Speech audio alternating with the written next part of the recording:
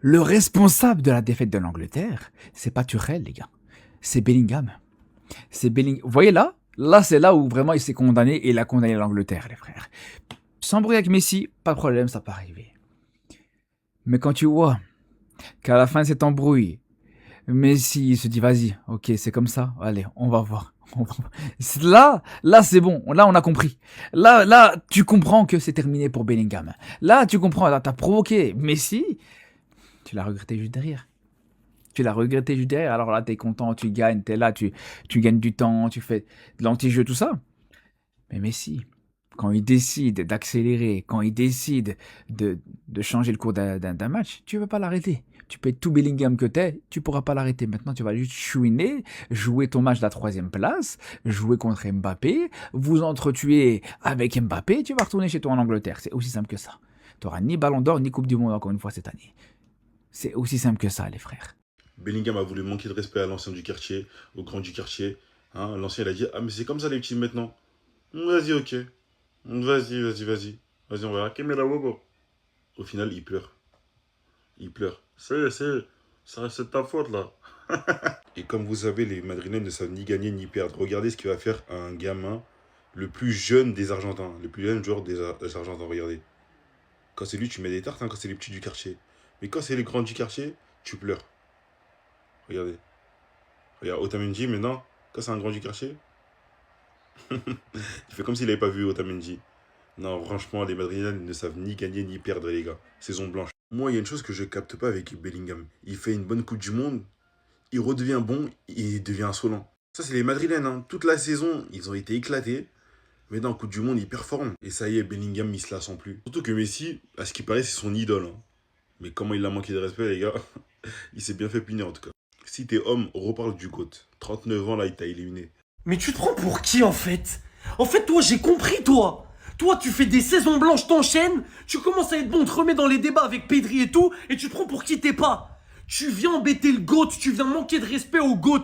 Mais t'as craqué ou quoi? Mais t'as pas retenu les leçons en fait, tu crois que t'es le premier à vouloir tester le GOAT? Tu crois que t'es original? Ça finit toujours de la même manière. 9 de notes, 2 passes D, toi t'es en 6,2 bien orangé là-bas. T'en penses quoi de ta carrière? Regardez seulement son comportement. Regardez seulement son comportement après le match. Tu peux pas perdre dans la dignité. Tu viens mettre des claques aux adversaires comme ça. Mais c'est honteux, tu les mérites tes saisons blanches. Voilà Jude, c'est bien joué, t'as été bon pendant les 6 premiers matchs de la Coupe du Monde, excellent. Aujourd'hui tu prends un caca sur le rinté et ton équipe elle se fait sortir. Résultat c'est saison blanche comme pour tous tes autres collègues du Real. Liga, Coupe du Roi, Super Coupe, Ligue des Champions, Coupe du Monde, y a que des croix rouges frérot. Le frérot KB il a fait une vidéo, il a dit quand c'était pour tailler Yamal qui a soi-disant pas serré la main à CR7, vous étiez tous là à vous ambiancer sur ouais Yamal il est détestable. On veut la même énergie. On veut la même énergie sur Jude Bellingham qui parle comme ça à Messi. Il a cru c'était qui? Il a cru que c'était qui? Je vais finir par une chose. Le foot, ça va vite. Un joueur, il peut te satisfaire pendant 5-6 matchs, être exceptionnel, et après, répondre des cacas qui pondent depuis 2 ans. C'est ce qui est arrivé à Bellingham. Vous vous êtes tous enflammés. Sur ses 6 premiers matchs, très bien, il était exceptionnel. Sa Coupe du Monde, en vrai, s'il sort pas comme ça aujourd'hui, elle est all-time. Mais il tombe sur plus fort que lui, dans l'anonymat. Dans l'anonymat en étant nul. Et ça veut dire, dans cette Coupe du Monde 2026, dans quelques années, 10, 20, 30 ans, bah la perf de Bellingham, ok, ouais, peut-être on la citera, quelques-uns qui vraiment suivaient à fond la citeront, mais il va passer sous les radars. Bellingham lui a vraiment mis une tarte en fait, il a pété un câble en fin de match. Et on l'avait vu ici, quand on avait vu que ça avait commencé avec Messi, lorsqu'il s'est imposé devant lui, il lui a dit t'es fou. Derrière on n'avait pas assisté au calme avant la tempête. Jude Bellingham à la fin du match qui vient décoller une tarte normale les gars. Lui qui était grave frustré à cause du score, c'est parti beaucoup trop loin. Parce que j'ai pas totalement le contexte, mais il est dit que le joueur argentin a essayé de se moquer de Jude Bellingham après le match. Ça me fait tellement de la peine de le voir comme ça, de savoir qu'il s'est donné encore une fois à 100% dans une compétition. Et franchement, vous savez à quel point le 100% de Jude Bellingham n'est pas le 100% de n'importe quel joueur. Et le voir au final s'énerver, se frustrer ainsi. Tout à cause des mauvais choix de son sélectionneur. Après tout ça, on pourra dire ce qu'on veut de Jude Bellingham, mais footballistiquement parlant, on ne pourra pas nier une chose. On dépasse l'aspect, c'est l'un des meilleurs milieux du football moderne actuel. Bien que moi, vis-à-vis de la palette large technique qu'il a réussi à atteindre en tant que milieu de terrain, ça fait longtemps que je l'inclus parmi les meilleurs de l'histoire dans le thème de milieu. Aujourd'hui, lorsqu'il va revenir au Real Madrid, ce mec, il il sera dur de lui imposer quoi que ce soit. Parce que quand on regarde ce qu'il a proposé lors de cette édition de Coupe du Monde, c'est littéralement, mais littéralement hors du commun, les gars, qu'on se dise la vérité. Le mec est sur le point de devenir le meilleur milieu buteur de l'histoire de la Coupe du Monde. C'est n'importe quoi. Eh, c'est pour ça que je pourrais jamais streamer Bellingham. Regardez la réaction de Messi. Je sais pas ce qu'ils se sont dit, mais Messi l'a regardé à la fin en mode « Ah ouais, c'est ça les petits d'aujourd'hui, vas-y ». Il a fait une expression faciale en mode « Ah ouais, les petits d'aujourd'hui ils parlent comme aux anciens, vas-y ». On va voir si tu vas sortir vivant de ce match, toi. Et je crois qu'il a passé le mot, les gars. Je crois qu'il a passé le mot. Parce que dans ce match, il y avait du petit vice. On dirait que les Argentins, ils avaient été briefés. Et même Bellingham, on dirait qu'il avait fait de Messi une affaire personnelle. Il avait le seum contre lui. Et normalement, déjà, de toute façon, en vrai, c'était mérité ce qui s'est passé. Jamais tu lèves ta main comme ça devant Messi. Jamais de ta vie. Moi, je suis en hate watch de l'Argentine. Et Messi, il fait partie de l'Argentine. Ça veut dire, moi, j'ai rien contre Messi. Mais la tête de ma mère, quand j'ai vu Bellingham lever sa main comme ça en parlant à Messi, je me suis dit, ah ouais, ce sale madrilène là, il fait quoi là? Ah, j'ai tout lupine, c'était mort. En tout cas, c'était ce genre de réunion du Brésil. C'est à partir de ce moment-là que le match a changé. Regardez le regard de Lionel Messi. Moi, quand je vous dis des bails, vous croyez que je rigole. La forme parfaite de Messi, partie 2.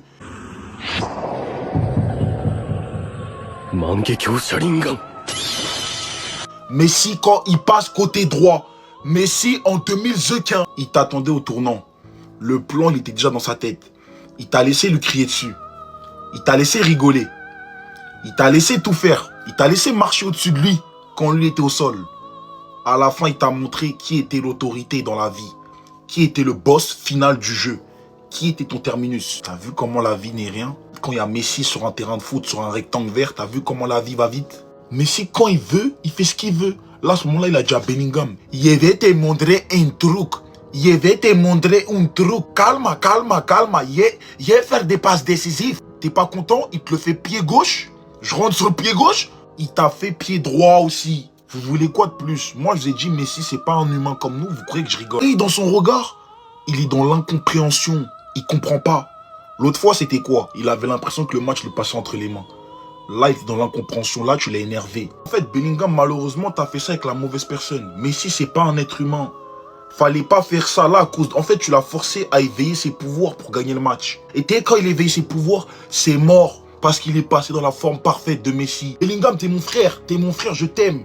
T'as fait une grosse Coupe du Monde, quoi qu'il arrive. Mais tu peux pas. Et vous savez que tout ce qui s'est passé là, c'est à cause de Bellingham, ce tocard. Déjà, t'es qui? Dis-moi, t'es qui pour aller embrouiller Messi comme ça là, tête à tête? Genre, t'es qui, wesh? Même lui, il a pas compris au début. Messi s'est dit, mais wesh, le petit, il vient vers moi, genre. Le petit là. Ok? Il y a l'embrouille. Et à ce moment précis là, regardez le regard de Messi. Regardez sa tête. C'est à partir de là que c'est parti en couille. C'est à partir de ce moment-là que tout a changé. T'as énervé l'ancien. Mais aussi, Bellingham, il s'est dit quoi? Si je vais m'embrouiller avec Messi. Déjà, il faut être fou pour faire ça. Et en plus, il s'est pas dit, ça, je vais activer le démon, genre. Je vais activer la machine, là. Je vous jure que si Bellingham n'avait pas embrouillé Messi à ce moment-là, là, actuellement, l'Angleterre, il serait qualifié. L'Angleterre, ils sont en train de célébrer. Voilà. C'est tout. Hein. Ça c'est le tournant du match. Ne parlez pas des changements de tourelle, en fait, c'est pas ça. C'est pas ça du tout. Le tournant du match, c'est cette embrouille. Bellingham, il a niqué l'Angleterre. Il a tué l'Angleterre sur cette action-là. Regardez ce qui arrive quand vous fâchez mon gars Messi. Déjà, vous vous embrouillez avec lui, il vous explique et en plus, vous faites les malins, regardez. Ah, ok. Les petits du quartier, vous parlez comme ça. Ok, très bien. Ah, donc les petits du quartier, ils parlent comme ça, en fait. Les petits du quartier, ils font du grabuge dans la Coupe du Monde, ils se sentent pousser des ailes, en fait. Ça parle mal au boss du foot, au mec qui est plus fort que ce sport.